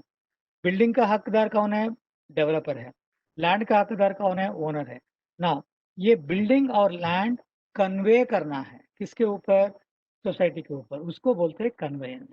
ओके, ये कन्वेंस जब नॉर्मली बिल्डर करवा के देते हैं, क्योंकि वो बांधा है, पूरा सेल किया है उन्होंने, उसका अभी बाहर हटना चाहता है, दूसरी प्रोजेक्ट लेना चाहता है, उससे पहले ये कन्वेंस करवा के पूरा सोसाइटी के ऊपर लैंड एंड बिल्डिंग पूरा राइट्स जो है वो पूरा सोसाइटी के नाम पर एक रजिस्टर्ड बॉडी है सोसाइटी, उसके ऊपर कन्वे करके चला जा सकता है। ये डीम्ड कन्वेंस कॉन्सेप्ट जो आ गया है, जब अगर ये बिल्डर अगर गुजर गया है, अगर वो करना नहीं चाह रहा है, वो कुछ डिमांड कर रहा है, पैसा मुझे 50 लाख दो, 2 करोड़ दो, 1 करोड़ दो, तब सोसाइटी रजिस्ट्रार के पास जाके डीम्ड कन्वेंस के लिए एप्लीकेशन डाल सकते हैं। मतलब रजिस्ट्रार कानूनी तौर पे उनको हक है, रजिस्ट्रार को हक है, ये राइट्स ऑफ द ये लैंड और बिल्डिंग का राइट्स है, रजिस्ट्रार कन्वे कर सकता है, क्योंकि इधर बिल्डर कोऑपरेशन नहीं दे रहा है, तब ये रजिस्ट्रार कर सकते हैं। उसको बोलते हैं deemed conveyance of the property. Okay, ये कॉन्सेप्ट है। जैसा कि सुब्रमण्य साहब ने बताया कि डीम्ड कन्वेंस अभी हुआ नहीं है, मतलब कन्वेंस नहीं हुआ है सोसाइटी का। डीम्ड कन्वेंस में कुछ PIL पब्लिक इंटरेस्ट लिटिगेशन सब बोल रहे थे, उसके बारे में हमको मालूम नहीं है, तो उसके बारे में हम we can just get into that later, but this is a concept of that. This is very important है। It's not हर एक that, excuse me, yes, it's not that I do not know about the PIL. There is a PIL, एक PIL है, उसका अभी तक outcome नहीं हुआ है, तो इसलिए deemed conveyance is stuck. Okay, yeah. मुझे मालूम नहीं बोला है। I don't know anything about the PIL। Sorry, I mean if you have got it that आपको मालूम नहीं है, मुझे मालूम नहीं है इसके बारे में। that's okay, that's okay. अगर if PIL is there, definitely मतलब इट इज सब जुडिस है। अगर कोर्ट का मामले में कुछ कोर्ट में है तो कुछ डिसीजन नहीं ले सकते जब तक कोर्ट डिसाइड करता है। दैट्स कॉल्ड सब जुडिस। नो, साहब ने अभी सुब्रमण्यम साहब ने जो अपडेट दिया है, ये सब जुडिस है, उसके बारे में कुछ नहीं कर सकते। तो वो जब जो कोर्ट डिसाइड करेगा उसके बाद भी कुछ कार्रवाई ले सकते हैं। Audit and return, IT returns, ये मतलब जैसे कि एनुअल जनरल बॉडी मीटिंग हो गया है, उसमें हमने ये income and expenditure balance sheet ratify हो गया है, अप्रूव किया गया है, तब न ऑडिट भी ऑडिट सॉरी से पहले ओके ऑडिट, मतलब ये ऑडिटिंग अभी हुआ नहीं है। इसलिए ऑडिट के लिए क्या क्या चाहिए? Cash expenses limit is 1500। Society ये देखभाल करना है जो भी एक्सपेंसेस कर रहे हैं। अभी तो डिजिटल पेमेंट्स हो रहा है, लाइक चेक के जरिया, मतलब चेक या इवन ऑनलाइन पेमेंट्स भी हो रहा है। That's most important and most crucial every society. Cash dealings जितना हो सके उतना हम सजेस्ट करते हैं as a best practice, not to deal with any cash. But जरूरत होता है, फॉर एग्जाम्पल एक प्लम्बर आ गया, कुछ वो 500 रुपये का कुछ काम करके गया है, तो 500 रुपये के लिए चेक तो देने से बगैर वो बोलेगा सर बैंक में जाना, डिपॉजिट करना, सब कैश दे दो। तो एमसीएस एक्ट ने अलो किया है up to 1500 cash expenses made. इससे आगे है, इससे बढ़कर है तो चेक ही देना पड़ेगा। ओके, एंड जैसा कि कैश डीलिंग्स जितना हो सके उतना कम करना है।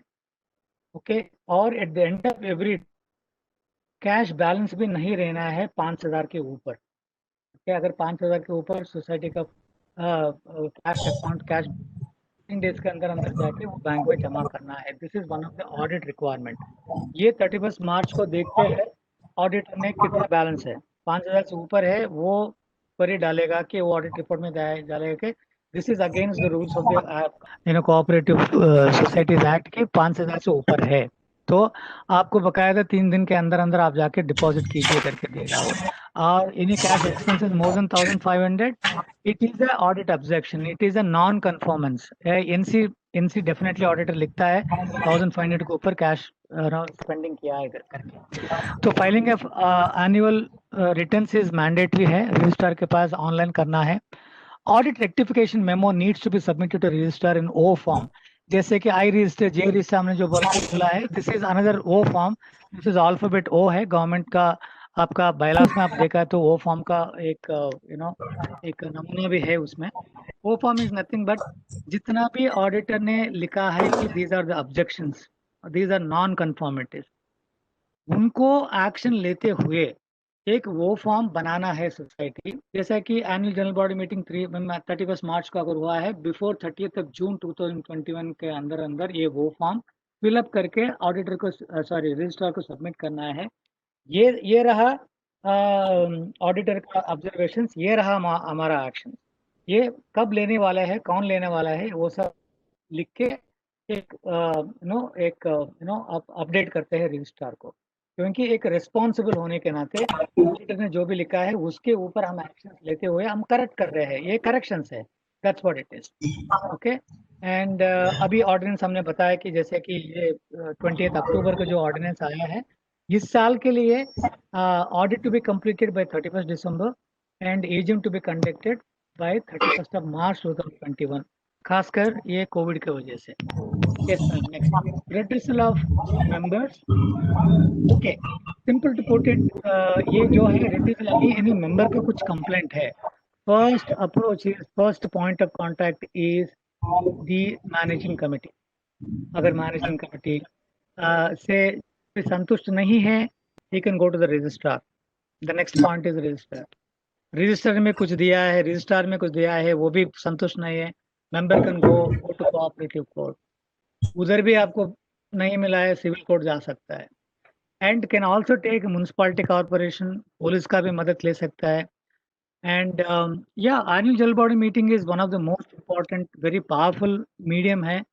अगर एमसीएम मतलब मैनेजिंग कमेटी मीटिंग में जो भी नहीं है, एनुअल जनरल बॉडी मीटिंग में definitely they can put, I mean members collectively or singly they can put up that. And federation is another, they can really take advice from federation, क्या नहीं कर सकता है। These are the various opportunities, मतलब बहुत सारे opportunities member को है, ताकि मतलब अगर मैनेजिंग कमेटी जो है काम नहीं कर रहा है, मतलब उनका जो भी उनका कंप्लेंट है वो एड्रेस नहीं कर रहा है, they need not stop. Members ना मेंटेनेंस पे करना बंद कर देते हैं, ये गलत है। अगर आपका प्रॉब्लम सॉल्व नहीं हो रहा है, आज है रजिस्ट्रार के पास जा सकते हैं, फेडरेशन का सलाह ले सकते हैं। अगर कुछ न्यूसेंस का इश्यू है, पुलिस के पास जा सकते हैं, then you can go to court. All those options are there for member, but not making the payment, mean maintenance payment नहीं करना एक करेक्ट चीज़ नहीं है, बिकॉज वो society can take legal action on that, because society के पास बहुत सारे लीगल ऑप्शंस हैं। ओके, उस 91 एंड देन 154 बी 29 हमने जो देखा है, देन वो ले सकते हैं। But member need to be very clear, ये किस लिए मैं मेंबर हूँ, इधर मेरा रोल्स एंड रिस्पॉन्सिबिलिटी क्या है। फर्स्ट थिंग इज, मुझे जो है मेंटेनेंस टाइमली पे करना है। जो भी मेरे लिए कुछ नॉट वर्किंग है मेरे लिए, तो मैं जाके डेफिनेटली मैनेजमेंट कमेटी के साथ बात करना है, चेयरमैन है, सेक्रेटरी है, ट्रेजरर है, बहुत सारे मैनेजमेंट कमेटी मेंबर्स है, उनसे बात कीजिए। अगर नहीं होता है, then AGM है, SGM है, then you can really put up your point and then say this point is not sorted out. इसका क्या है? बट लेकिन उन्होंने एक बार दिया है, एक एड्रेस दिया है, definitely you can contact the federation, ये सलाह दिया है, मुझे मंजूर नहीं है, तो क्या करने का? तो definitely we are legal consultants for the society, okay, we have the legal retirement, okay, definitely we can also guide you. कायदा क्या बोलता है? We will be advising inside of MCS act. MCS act में जो दिया गया है उसके मुताबिक हम गाइड करते हैं, and that's what is all about today's session. Thank you so much for patient hearing.